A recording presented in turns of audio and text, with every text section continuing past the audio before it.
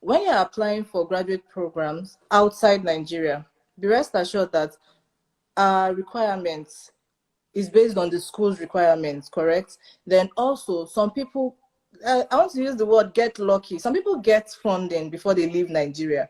Once they apply to a school, they get scholarship, full, sometimes partial. Some people get fundings and all of that before they leave Nigeria. Hi guys, welcome. So today we have a special guest. Our guest today has been my friend for she's been my friend for so many years. In fact, since we were preteens, before we became teenagers, we've been friends from secondary school, and we've kept our friendship from then up until now. And I'm so happy that she's sharing her story with us today on how she moved from Yaba to US to Canada. It's a very interesting one, and I'm sure that it's something that you would learn. You would learn something from it today. So I would advise that you stay live here with us. Welcome, Lizzy. Thank you so much for accepting to come on here to share your experience with us. I know a lot of people don't like coming out in the public place to share their experiences, but it's good that you agreed, because sharing your experience will be able to help other people that are coming behind. So thank you so much. Yeah, Zino. So can you please, let's just get down into it. Can you please tell us about yourself, like your background, your tell us about your background. Okay, so I don't know, everyone doesn't know, but my full name is Elizabeth Igudaro. I'm from Nigeria, Delta State to be precise. I did my bachelor's degree from Nigeria in computer science, and I worked a couple of years in a financial institution in Nigeria. Then I relocated to the United States of America to do a master's degrees in cybersecurity. I'm a mother of two. I'm a wife, and that's a few things about myself. As we go on, you know more about me. Yeah, thank you so much for sharing that. So, like I told them, me and you have known since even before we were teenagers, and it's been a long time coming. So, I know I know that even while you were in Nigeria, you were working. You had a good job in Nigeria, and I recollect that you later moved to the US to go do a master's degree.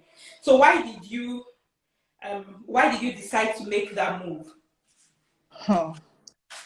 So for me, the move from Nigeria to the US was a big one for me because first, the major thing there was the security issues.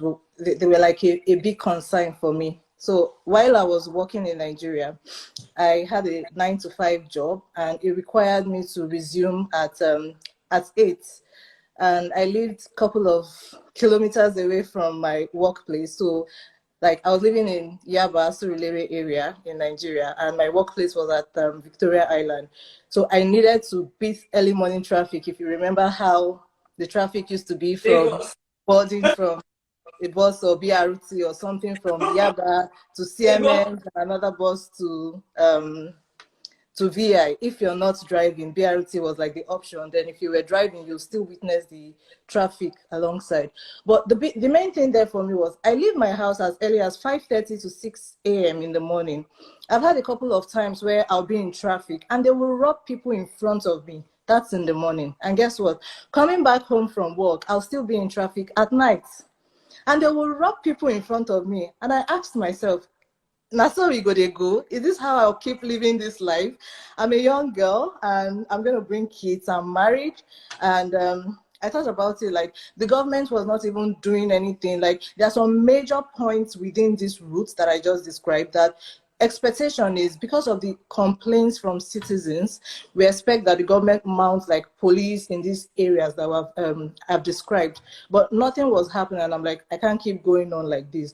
But another major aspect of my relocation was for greener pastures. Like people would be like, for more money, but money was not just, it wasn't just about money for me. It was more of a better quality of life for my family, for my kids, most especially, you know, like my kids, to me, having a family, being married, having kids, you need to look at what you want to plan for these children, you know, the kind of life that we have lived, and some of the things we saw as like we struggled as growing up and where we are now. Some of us, most of the things are not pleasant to speak about, so we don't want our kids to go through that same process. So for me, my kids are like my priority. So it was more of, I need a better life for my children, and it was imperative for me to make that decision to relocate. So that's why I Yeah, moved. I'm talking about the failed system back home in Nigeria. It's more like I saw on Instagram some days ago where somebody said that the only difference between the rich and the poor in Nigeria is the amount of money that the rich has, because the system, if the system is failed, it affects both the rich and the poor. Look at the collapsed building in Ikoyi that happened Equally. last week. Both the rich and the poor, everybody suffered that. Nobody expected. So it's as a result of a failed system. So let's go on. So you went to the US to do a master's degree. So why did you decide to take the school route over other programs? Like there are other channels of relocation. Why did you choose the school route over the other immigration routes? Huh. School routes across all countries are like the easiest way out. So all countries, US, Canada, European countries, they all have school programs. So going through the school routes is an available opportunity for everybody. But guess what? Not all countries have the other programs like work permit programs where you can go and work, and permanent residency program. But going through school, it's an available option for all countries. But um, you have to have the right requirements to actually go through the school route, right? Like you have to have your degree in place. You have to have the other aspects that will be required for you to process a school program outside Nigeria. So for me, I had those, like you have to create a checklist and check all that. Yeah, I have a degree. Yeah, I have I've done test of English, and if your course requires that you do a like an external exam, like GRE or some GMAT and any of those exams. I had all those things checked in my checklist. So the school program was like the easiest way for me to Japa. So Oh, I grabbed that my opportunity. so route because it was the easiest route. Yes. Guys, if you have questions, please, like there are lots of comments coming on here. If you have questions, just click on that bubble that looks like a comment with a question mark in there so that we can go in there and answer the questions, because some of them will get lost in the comments.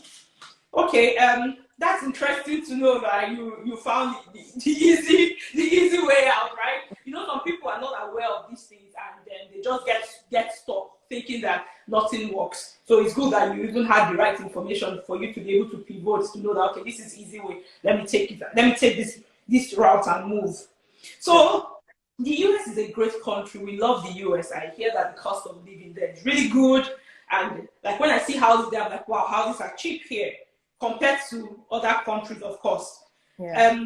But there are other amazing countries too, like Canada, UK, and some other countries in Europe as well. Why did you choose the United States? So the United States had lots of opportunities for my course of study. So I went there to do a master's in cybersecurity. And so there were lots of funding opportunities, scholarship, and affordable schools, to be very honest, compared to the UK and other European countries. But remember, you need to consider a lot of things when picking your school. For me, I consider the cost of living because I had a toddler, and I was also pregnant when I was moving. So I had to consider the kind of life I wanted to lead there when I get there. So I considered the cost of living, and because I had lots of opportunities to choose from. If you compare all of this to schools in the UK is quite expensive, and other European countries. But I know somebody would ask, like some European countries have tuition-free programs. Yes, they do, but guess what? You have to learn the language. Are you learning you need to learn how to speak maybe French, or if you're going to Sweden, you need to learn their core language. If you're going to Germany, you need to learn their core language, because not all the European countries have English as their first language. So for me, those were the things I considered before I relocated to the US for studies. Yeah, so You also said something that caught my interest. You said you went with a toddler and you were pregnant. So yes. even going to the US meant that when you gave birth to your baby, she's an automatic US citizen. That was a smart move. You just go stone to kill two birds there. Oh, yes, yes, that was a very good one for me. But when I realized that I was pregnant, I was scared at first, like, oh my God, how would I do all of that? But at the end of the day, I said I was going, and looking forward to a brighter future for the unborn child and for the toddler. So those were the things that helped my decision also. So I just went, yes. Okay, let me quickly address parents. Parents, did you hear what she said? She relocated with a toddler and another baby in her tummy. So this means that if you are relocating as a parent, you have to plan. You heard that when she said she put her kids into consideration when she was choosing the location. So it means that you have to plan. When you are going with kids, you're not light, you're not going alone. You cannot just go anyhow and without a plan. You need to have a plan when you are relocating with your kids. It's very important. Um, so what was your thought process behind choosing cybersecurity? I hear a lot of people talk about cybersecurity these days. And when I posted that you were a cybersecurity specialist, people were interested, like, wow, my dream course, my dream profession. So what was behind and why did you choose cybersecurity? So before I tell you why I chose cybersecurity, let me tell you something. It's supposed to be an unwritten secret, but I'll say it out here. As I speak with you right now, do you know that there are more jobs than people in advanced country in this career path? Information security, cyber security, information technology. If you go to countries like the US, if you go to Canada, if you go to advanced countries, there's been a lot of records around security breaches, lots of issues concerning security. So it has made lots of jobs open for people to occupy the space, right? But guess what? These countries will not just take or hire every Tom, Dick, and Harry. You need to meet the requirements. You need to have the education. You need to have the skills. They have skill sets for you to be able to work in this part. So for me, I started out as an IT specialist. Like, from Nigeria, I was working in a financial sector. So I started out as a specialist in IT. I was doing the day-to-day information technology, infrastructure, service management, service operations. But as time went by, I decided to switch a bit, because now, you know how everybody says I'm in IT. What specialty in IT are you focused on? What's your career path in IT? I decided to switch my IT career path into cybersecurity, because every time I read the news, I'm seeing issues around. So like back then, like a couple of years, of course, like I did my master's like a couple of years ago. That year, when I decided to go for this program, you'll see lots of incidents around credit card theft, and people are wondering, how is this happening? I have my card in my wallet and somebody is using my card somewhere.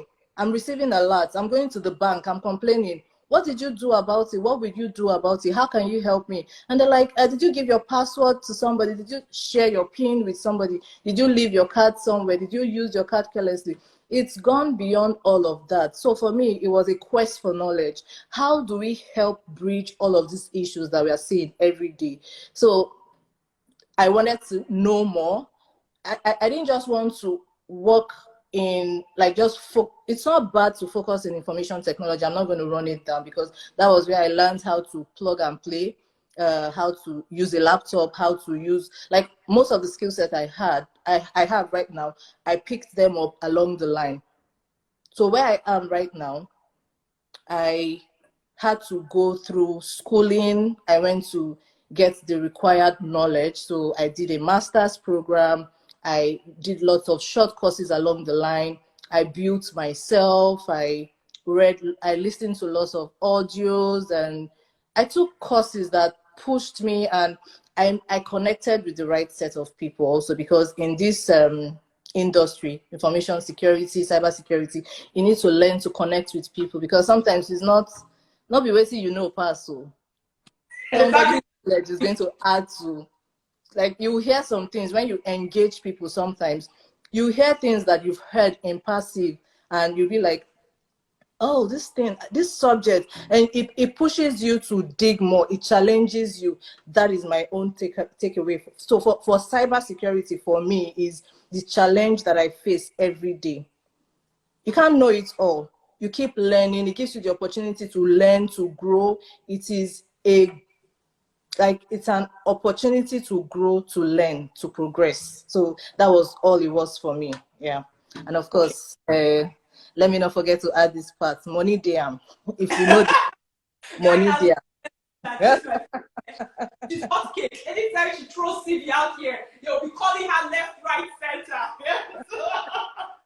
And also because she said that she works in IT, what do you call it? Information technology. So when I have problems like with my printer, my computer, and all that, she helps me to fix it from her house, and we connect. She connects with me, and she helps me to fix all my computer, printer, whatever infrastructure. Is that what you could call it? So all the issues I had, she also helped me to fix them. So I just wanted to let you guys know that. Okay, so you have heard that this IT cyber security is hot cake. And I met with somebody that connected with me on Instagram, and I saw when she spoke to me, I just saw her like, okay, this person is like, this my friend. And I'm like, okay, I have somebody I want to introduce you to. I think she can mentor you because you are walking this path. This person has walked. So I'm like, okay, that's the importance of networking. If she didn't tell me, if this person in question didn't tell me what her background was and what her future plans was, I wouldn't know. And when she told me, I'm like, okay, I have somebody for you that can actually mentor you and walk you through this path. Okay, let's go on, guys. I'm going to go to the next question. I see your questions coming in. We're going to take all your questions. So now, let's talk about funding. Because we see people typing scholarship, scholarship, scholarship. You guys, calm down. People should be calming down. Okay, so let's talk about funding.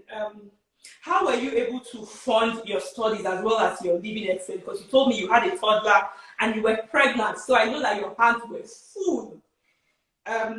Did you have to work? Did you have to take loans? What did you do? How did you fund it? So for me, before I answer that question, let me say this before the answer to that question. When you're applying for graduate programs outside Nigeria, be rest assured that our requirements is based on the school's requirements, correct? Then also some people, I want to use the word get lucky. Some people get funding before they leave Nigeria. Once they apply to a school, they get scholarship, full, sometimes partial. Some people get fundings and all of that before they leave Nigeria. Why some other set of people, right? When they come, they get these things. I think I was in the other set. I didn't get before I left Nigeria. I Okay. applied, I got the admission, I went through the visa processing, of course, went to, where's that office again, in VI, to get my visa for myself and for my toddler. I traveled, I got to the school. While settling in, I got a graduate assistantship opportunity. So with that, I was able to fund my tuition. So what the school gave me in lieu of like, instead of saying, so let's call it funding in this word, graduate assistantship. So what you do is you have a work relationship with the school. Based off of that, you get paid by the school.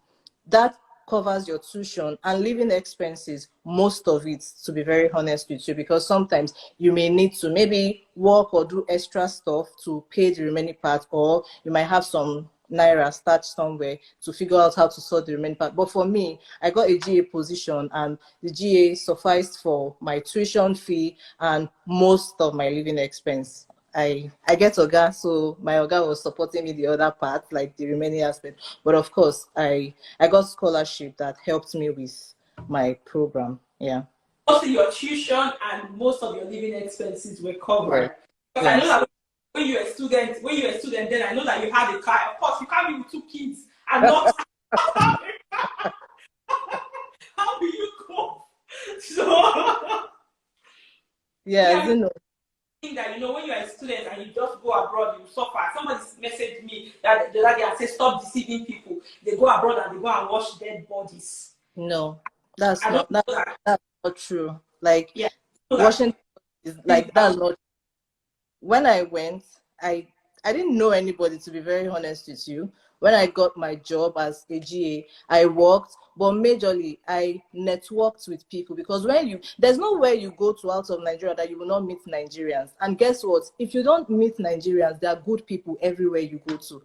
I networked with good people, like students around me. I made friends. I It's okay to ask for help sometimes if you need to. So you made a you said a very funny thing, and you said, I remember you had a car. Funny. Yes, I had a car. I had two kids. Like, I went with my pregnancy, of course. I got there, I gave birth, and I still had to continue my school, right? And I still had to cope with being a mother of two kids and a student at the same time, juggling these two things together. So I needed to be able to manage my movements with my kids, my movements to and from my home to school, and manage my lecture, manage my family time with my kids, right? So it was a necessity, not for the sake of my friends in Nigeria, we call it shako. It's not for shako, like you're not shako.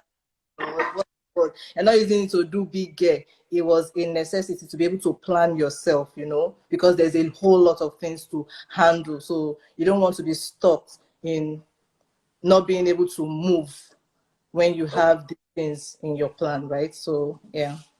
like for me, when I first came to Canada, the first 4 months I didn't have a car, so I used to take the bus.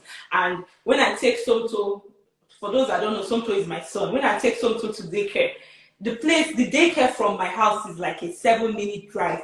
But by bus to go there and go back home was 1 hour 30 minutes. It was so frustrating. I'm like, wow, because a lot of my mates were spending their time studying while I used 3 hours every day to To go to the day commute. and go back. Yeah, it didn't make any sense to Imagine me. investing that extra time in your studies. Wouldn't it Yeah. make sense and stress-free for you, right? So yeah. Okay, so you have said this over and over again that you had two kids, you had to plan, you had to do all of these things. So this is a two-in-one question. After you had your second baby, how long your maternity leave that you took? How long was it? And tell us, how did you manage kids and studying? I get a lot of messages from mothers. Some mothers even think that I can't progress in this life because I have kids. That's how some of them feel like. And how did you manage your time between your studies and being a parent to a newborn and a toddler at the same time? As a So So when it was time for me to have my child, I had to discuss with my professor. I had to talk to the school because it was an obvious situation, right? They're not a hide belly. Everybody saw that I was pregnant and I would born the pikin one day, right? So I had to put to bed, and I needed time off school and my GA position. I discussed with my professor. They were okay. So first, you need to understand that with school, there's flexibility. If you want to run your program for 2 years, you can run it for 2 years. You space your courses for each semester, how comfortable you feel to take those courses. Of course, there are minimum courses that you can take. So if you're supposed to take a 15, if the number of courses you're supposed to take for your program is like 15, if the school says per semester at a minimum 2, you can plan yourself, right? For me, when it was time for me to have my baby, I discussed with my professors and I told them that I needed time off, and they were okay with me. And they will ask you, of course, how do you want to do it? Do you want to take time off for a short time, or you want to defer your program for that semester? I didn't want to defer my program for that semester because I already had so many things lined up that I wanted to achieve within a short time. So instead, I took some time off. I think it was 6 weeks. I had my baby, and after 6 weeks, I had to come back to school and, of course, my job. I had to bring my mom to come and help me. It's okay to bring someone to help you because with your, so the student visa in the US is called an F1 visa. With an F1 visa, you can bring your spouse on that visa to come around, and you can also bring people to visit you. So for me, I had to bring my mom to help me with my child, right? Because I had to go back to school. I went back after 6 weeks and I continued my program. But if you look at it that you don't have someone that you can bring over to help you, to assist you, you can look at programs like, so if you have, like my toddler was okay to go to school. Schooling in the US is free for kids, right? So Yeah. if you have a school age child, they can go to school for free. But my toddler can't go to, my newborn can't go to school. So you either have to get assistance by bringing any of your relatives that can help you, or you look at daycare programs. Daycare programs are sometimes expensive, let's be very honest, but there are affordable programs around. Depends on your environment, and that's where networking also comes in. You can see, should I call it, there are some Nigerians around, there are some, so it depends on the country you're in. There are programs that can help you with your children, managing your children and managing your school. So for me, I didn't want to go through the daycare route. I have a mom, so I brought my mom to help me. Then in terms of managing the children aspect and managing my school, time management is very important. You have to set priorities, you have to set goals that you as a student, you have exam, you have tests, you have papers that you have to write. You need to be able to, because what's the essence of me running a program and failing? I'm paying dollars, right? I'm paying dollars, and my time that I'm, so at the end of the day, I didn't achieve anything. I left for, my program was supposed to be a 2-year program. I left for 2 years and I didn't achieve anything. You don't want that. You don't want your time and effort to be wasted. So you should be able to plan. What I did per se was, when my kids are asleep, I read, I do my assignments. I create time to spend with them when they, of course, are not sleeping, are awake. I make extra time to study. So I had to double up in the areas that looked like I could, like I was struggling. So the areas would be around having to juggle up children, kids' time, attending to the needs of your children, and also being a student at the same time. You need to turn in papers. You need to make sure that you're doing well in your test and your exam. So putting all of this side by side, my dear, it's not an easy work, because my mouth is just doing ta ta ta ta ta ta. You had to put all of, like, I was all in it. I was all, you have to, no distraction, all in it. You need to give yourself, you have to give away some things. Like, I wasn't partying because I didn't have, partying was a luxury for me. Time that I'll use to sit down and party, I'll use that to study so that I can make up spending time with my kids. So put it at the back of your mind that it's an effort, but you need to be determined to put in this effort. You need to work, you will work hard to get the required success that you are looking to achieve. So that was what I did, and I did it. I'm not the best student in the world. I'm not, in fact, I didn't graduate with the first class. So if you're worried that how am I going to do it, people are doing it. So encourage yourself. Use me as an encouragement that you can do it. Zino is doing it, right? Zino.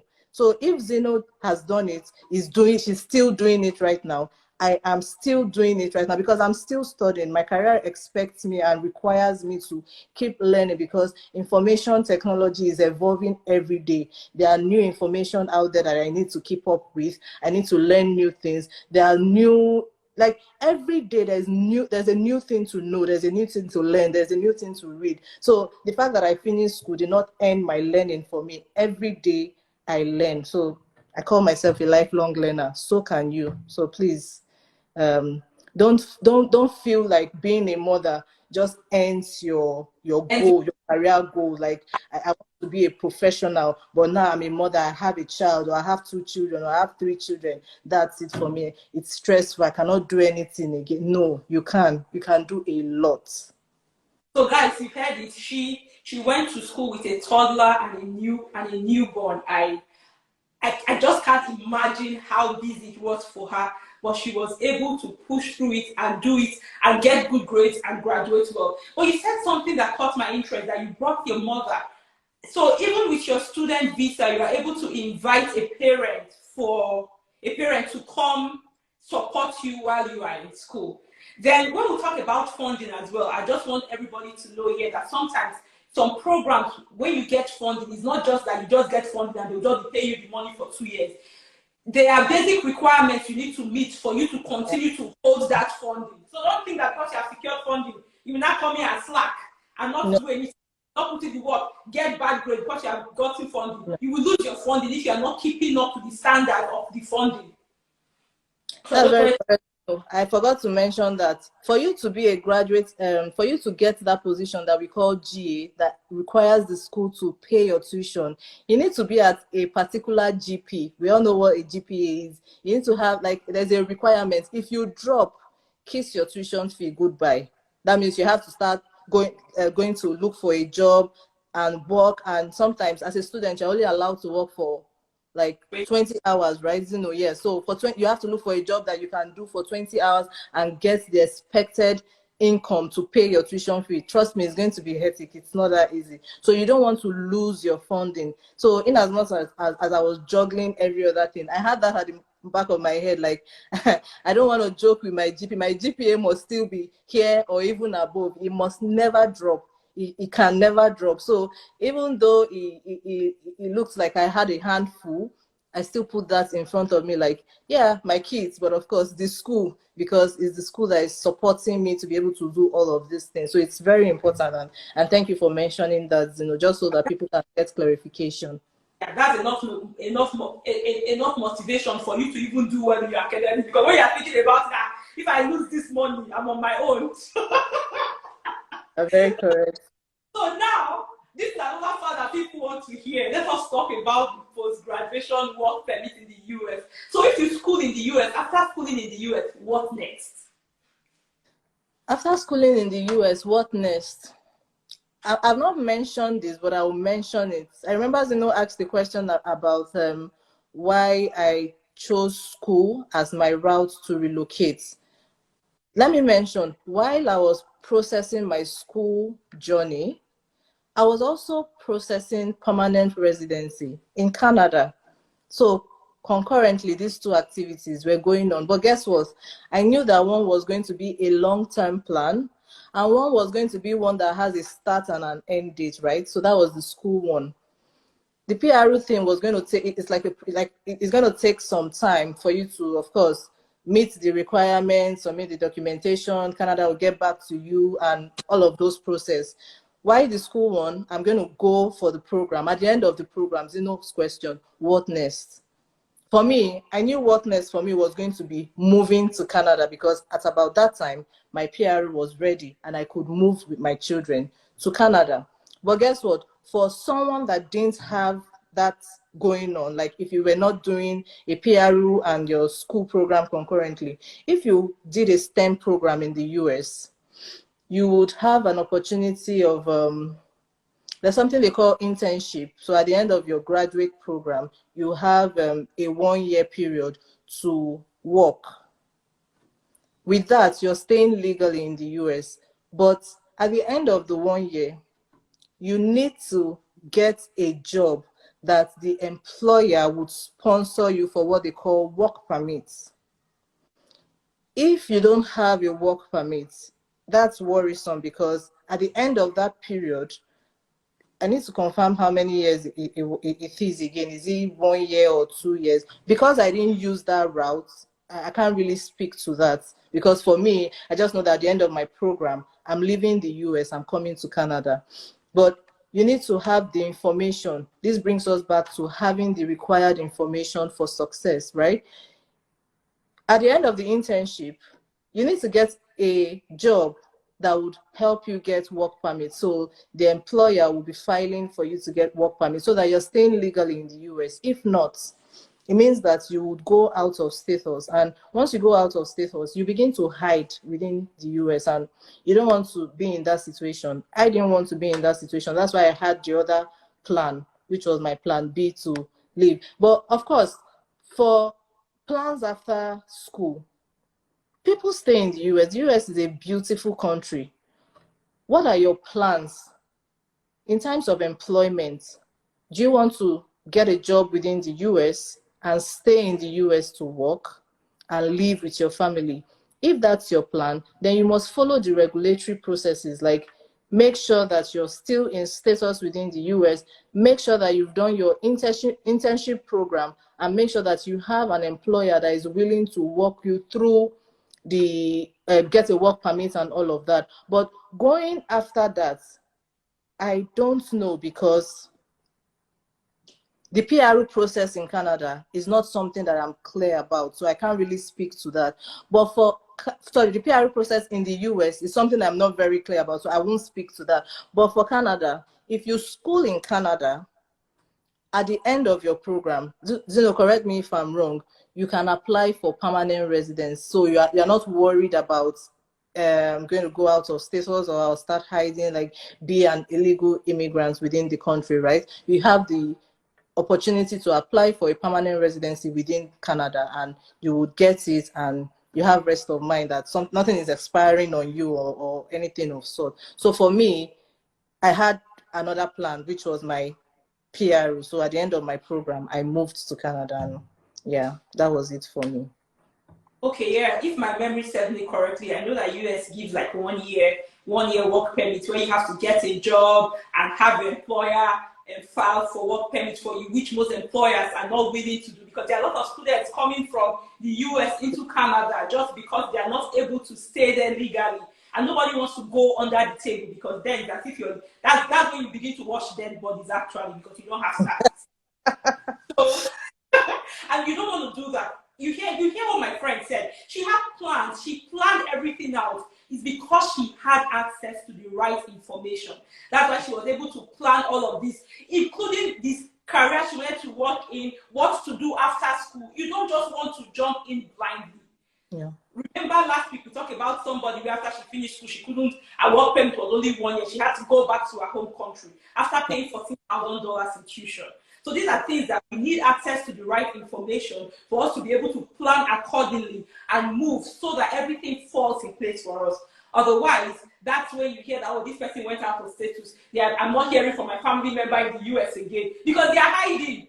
Yeah. So, yeah, and you don't want that. You don't want that to happen to you.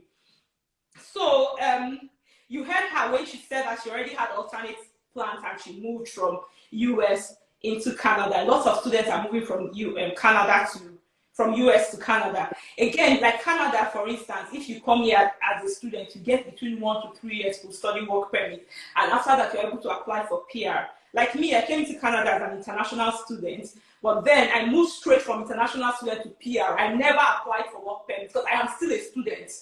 This is I like to call myself a professional student. Because this is my 5th year in grad school. I did masters and then I'm doing my PhD. But in between my programs, from masters, before I started my PhD, I already got my PR. So like Canada likes to keep their immigrants. So immigrants are always welcome here in Canada. That's why I always tell people that I don't choose the country for you, but if I'm to advise people, I normally tell them that the easiest place for you to naturalize is Canada. Like I said, I did 2 years international student before I became a PR, and I already applied for my citizenship. So these are the opportunities that Canada gives you. While some people that went to US to go and start from bachelor's degree, they've done bachelor's, they've done master's, they've done PhD, they've still not gotten green card. I'm not trying to discourage you, but it's important that you know what the reality of the situation is. Correct. And also, US has a lot of funding opportunities to compare to any other country. So at the end of the day, you need to weigh the pros and the cons. Yes. What works for you? What are your priorities? What works for you? What works for your family? What is your plan? So that you know what to do. Get access to the right information. There's a lot of information out there. So even if you don't know, it's not your fault because it's confusing. Everybody's telling you one thing or the other. You go there, you check online, you don't even get access to the main webpage because blogs, like 1 million blogs, have taken over the internet. And you don't even know.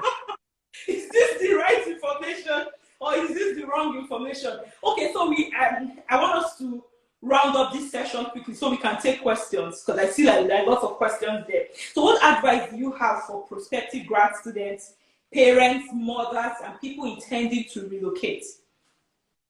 So the first worry here for everyone is always, can I afford it? Is it with my reach? Can I pay for this? What will I do? How do I get this? Keep worry aside. Plan. Have a blueprint of your plan. What do you want to do? Create milestones from your plan. If your plan is, in the next 1 year, I want to be a graduate student in country of your choice, you have to pen it down. These are the goals. Set your goals, then begin to tick off as you go on. If you keep saying it in your mind, like, I'd have loved to travel, it sounds like a wishful thought, but by the time you pen it down, it becomes something that you want to achieve. You start working towards achieving it. Money would always be a problem, because if you want to pay for this, you need money, right? But if you're sitting down and just holding on to the thought, like, when would I have when do you think I'll be able to pay 100,000 for this? You keep thinking about it, you keep flogging the matter, you will not move past that worry. But if you remove the worry, put the worry aside. Let me come to our broken language, sorry. Like, put your worry, put them for one corner. What do you want to do? Write them down for paper. Begin the look at one by one. I need to get bachelor's degree. Tick. I don't go school finish, right? What is the school I'm looking to do my graduate course? Like, what is my course of study? I'm thinking this and this. Pen it down. Look at the schools. What are the requirements? Do they need you to have test of English? Do your course of study, does it require that you do GMAT? Does it require that you do GRE? Write it down. What do I need to do GRE? Do I need to go to lesson? Do I need to maybe get someone to teach me? Do I need to learn? Is my math skills very good? Where am I with English? My test. So you have to, like, it's like a project. You need to, so for every milestone that you achieve, you take it, okay, what is the next? So with that, you're not overwhelmed with, oh, I need 3 million naira. Oh, I need 4 million naira. No. Every 5,000 naira that you tick off, you have achieved a milestone. Every 10,000 naira that you tick off, you have achieved a milestone. Before you know, you get to that final level that you actually need that major money. But guess what? You are in your final level. But if you sit down and you're waiting that, when will I even get this 3 million naira or 4 million naira to get to do this thing? Guess what? As cheap as the easiest test that you need to get or do for your, as part of your requirement to do a graduate program, you won't even do it because you are overwhelmed with the bigger problem, which is, I need 3 million naira. The school needs me to pay a tuition fee of 7,000 naira, $7,000. But the 70,000 naira that you can afford, you didn't even do it. Yeah. And so make your list, then begin to check off as you go on, and before you know, you're in the country of your choice, and you're doing the program that you love to do. Yeah, so that's how I did it. So I'm just saying from my own experience. Yeah. So. Yeah, because some people don't even think about the big picture. They don't think about what I want to do, where I want, and people are not even ready to invest in themselves or invest in skills or develop the skills they need to do anything. Somebody sent me a message that I got a supervisor in one school in Canada, but they're asking me for IELTS, and I don't want to do IELTS. And I asked her the question: are you willing to lose $50,000 in funding because you do not want to do IELTS? Answer the question. That's your answer. That was all I told her. Yeah. So a lot of people, they don't want to do what they should do, but they want something. You cannot achieve that thing you want to do without doing what you need to do. There are some things you must do for you to achieve that big goal. You want to relocate, be ready to put in the work. Nobody will just open the gate and say, okay, come inside, because you said I move. But if you're not ready, if you've even gone that far as finding a supervisor, you see, this IELTS are your problem. I even told her, I said, you can even negotiate this IELTS. Write to the school and tell them you were taught, your bachelor's was taught in English. They will normally waive it for you. But you don't know that now because you are focused on the problem. Yeah. When I tell people also, they'll say, as you know, you are beginning to speak like a motivational speaker. When you to move your thoughts from worrying, like, I don't have this money, to how can I do this? Your brain will begin to think about solutions. You have activated the solution thinking part of your brain at that time. So stop focusing and worrying about the problem. Focus on solutions. Let's take some questions. I think this thing will end after 1 hour. So let's take some questions. Oh, wow. We have a lot of cyber security questions. People are asking how they can transition. Can you answer that? So people that have degrees in other programs like accounting or whatever program, can they transition into cyber security? Yes, they can, but like I said, you need to. So having a career in cybersecurity is a two-way thing. Some employers they require you to have, let's say, your background from IT related courses. So if you have like bachelor's in accounting and you want to transition into cybersecurity, no problem. Are you ready to do like maybe like short courses that are cybersecurity related, like information security related? You want to take their certifications also. You need to build your skill sets around cybersecurity. There are lots of, I'm going to mention a few because I know them. There's Security Plus, foundation certificate, like a foundation certification for learning the basics and knowing the paths to follow in terms of you're getting to know, oh, these are the things I need to achieve. So the Security Plus helps you to understand like a holistic view from a foundational level. What are the things you will see as you go on in the cybersecurity line? So if you want to transition from accounting, you need to take like short courses. There are 6 to 1 year courses that can help you transition. So you are not just showing your bachelor's in accounting, you're showing other small certificate courses, diplomas in information security related courses that will help you transition. And of course, you are building your skill sets in that area. So yes, you can. Okay, we'll go quickly to the next question. Is getting an internship automatic in the US? If it's a STEM related course, yes. Okay, and somebody asked what is a STEM program. STEM stands for science, technology, engineering, and mathematics. So any course that falls under these topics are STEM related. So another person says, what is the age limit of education? In my lab, there's somebody that is 70 years old. It's only education that does not have age limits. Learning never ends.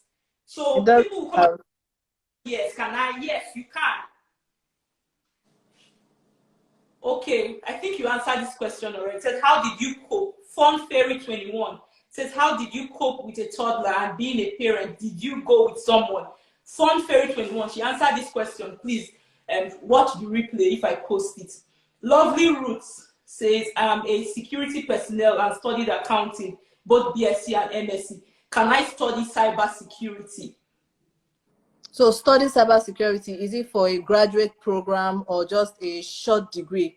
What do you want to study cybersecurity for? Is it for a short course or a long course? Or you are looking to study cybersecurity so you can transition, because you mentioned you are a security personnel. Okay, so yeah. Skills on that. So Idia's Place says poor results in both BSc and MSc. Over 10 years post BSc. How do one get the education route with that? When you say poor results, I don't know what you mean by poor results, but like I always tell people, if you've been following me for a while, I tell people that your transcript contributes only a tiny percentage towards the overall when they are considering you for admission. Focus on non-transcript documents and make sure that you shine in those areas. This is what I always tell people. Efe says, did you travel to the US with your husband? If yes, was he allowed to work as a dependent? I didn't travel with my husband when I was going. I only went with my toddler.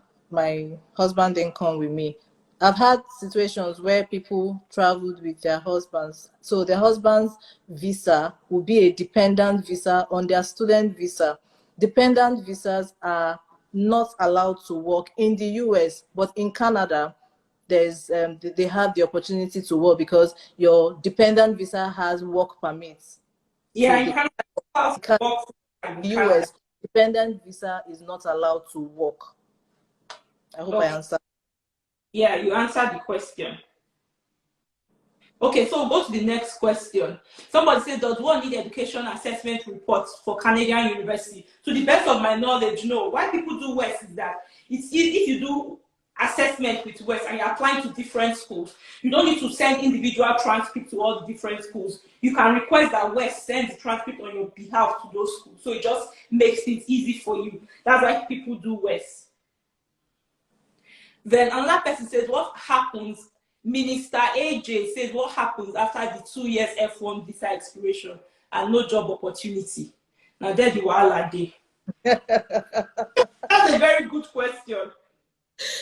So, before your visa expires, or like when you're about to finish your program, you know, you have a period of 1 year for your internship program. You need to start making plans. I mentioned it during our conversation. You either have to decide that you want to, during your internship, maybe if you impress your employer so well and they're willing to sponsor you for a work permit, all well and good. If not, you need to consider either enrolling for another program if you want to stay legally in the US, or you have to come back home.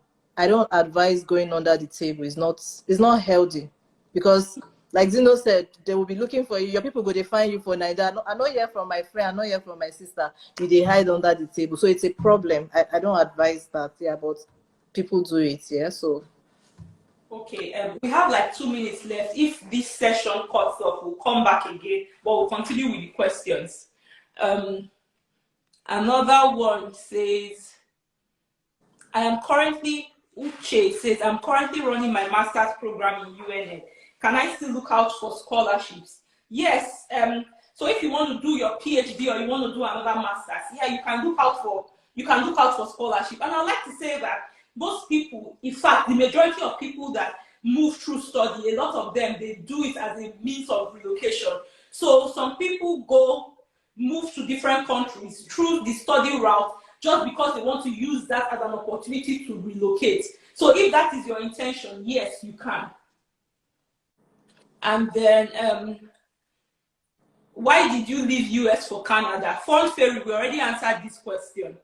Uche says, how do we know the most reliable scholarship that gives 100% funding? Uche, have you heard of the 30-day study abroad masterclass? You need this masterclass. Send me a DM after this session or click the link in my bio. So for those of you that want to apply for scholarship, you don't know where to start, you don't know where.